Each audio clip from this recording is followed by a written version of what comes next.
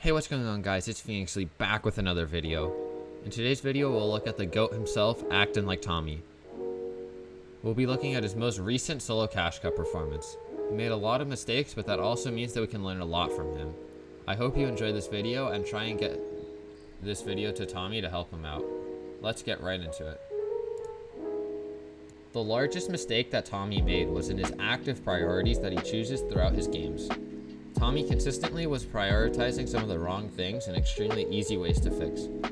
Let's first start off with his early game. Tommy would often prioritize loot and camping spots over materials. When playing Cash Cups, you need to make sure that you prioritize farming to max out your mats in early game paths. For an example, in one of his games, Tommy landed on Flopper Island by Craggy and came out with around 150 metal. He should have been thinking in this scenario, where can I get metal? For this example, he could have easily gone to either the airplane by Coral or the metal staircase on the north side stealthy stronghold. Either of these positions would have been ideal for Tommy to get max metal and set himself up in a better position to going into late game.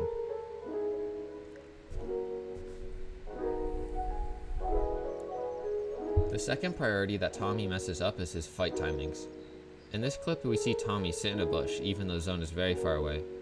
Tommy needs to make sure that his rotates to zones are earlier, and once he gets to zone, then he can sit in a bush and try and find a player to camp and kill. The third priority that Tommy is missing is in his endgames. Tommy isn't consistently checking how many mats he has and how that should affect his playstyle. This falls into the skills of multitasking using checklists in endgame. BallTW has a great video on this and he explains it better than I ever could, but to give you a short summary, you should be scanning every bit of information you can. This could be your mats, your layer, your positioning, or your ammo, but you need to be checking these things constantly as you're moving. Tommy, from what I can tell, isn't doing any of this. He seems to be consistently unaware of how many mats he has and how that should affect his endgame playstyle.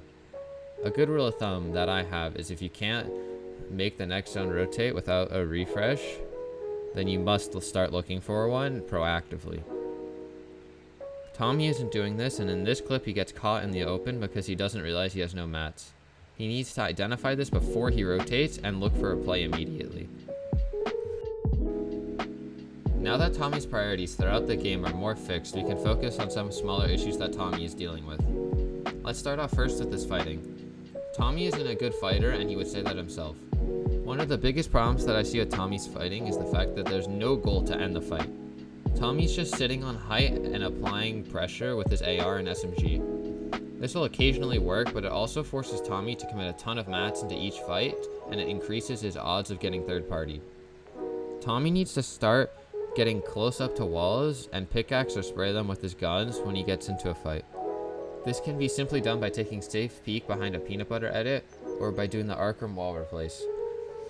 Overall, Tommy needs to start making better proactive decisions in his fighting and stop letting his opponents take control by applying meaningful pressure and getting up close to his opponents instead of applying weak pressure from height.